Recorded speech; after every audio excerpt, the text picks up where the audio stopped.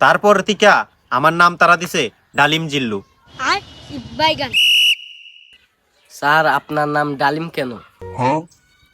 আসলে এটা অনেক কাহিনী। একদিন আমি একটি ডালিম চুরি করছিলাম। এই ডালিম খাওয়ার পরে এলাকার কয়েকজন মানুষ দেখা ফেলাইছিল। তারপর থেকে আমার নাম তারা দিছে ডালিম জিল্লু। কালকে এই জায়গা 4-5 জন টিকটক ভিডিও করছে, তার সাথে কি আপনি জড়িত ছিলেন? না, আমি জড়িত ছিলাম না, তবে আমার সাথে যারা টিকটক ভিডিও বানায় তারা কয়েকজন জড়িত ছিল। তার মানে আপনি বলতে চাচ্ছেন এই জায়গাতে আপনি ছিলেন না? শুনলাম আপনার ভিডিওতে 30টা ভিউ হইতো। না না, এটা যেটা শুনছেন আপনারা সবই মিথ্যা। 30টা ভিউ হতো না, আমাদের ভিডিওতে ভিউ হইতো মাত্র 3টা।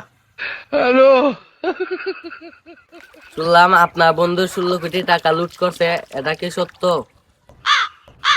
এটা তো আমি বলতে পারবো না। আমার বন্ধুর খবর আমার বন্ধুই জানে। হতেও পারে আবার না হতে পারে। শুনলাম আপনার 2 লক্ষ বান্ধবী ছিল। হ্যাঁ, এটা খবর আমি জানি। ওর 2 লক্ষ বান্ধবী না, 2টা বান্ধবী আসলো।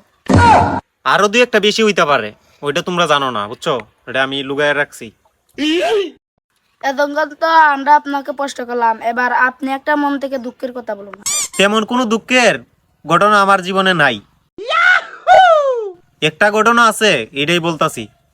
যখন আমার আইডিটা বড় ছিল তখন আমার একটা গার্লফ্রেন্ড ছিল। আইডিটা বেন হওয়ার পরে সেও আবার চাইলে চলে গেছে।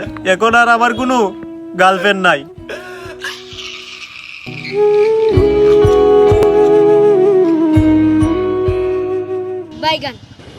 अच्छा। যখন আপনার আইডি ব্যান হয়েছিল তখন কি কেউ কান্না করছিল? কান্না করে নাই কেউ,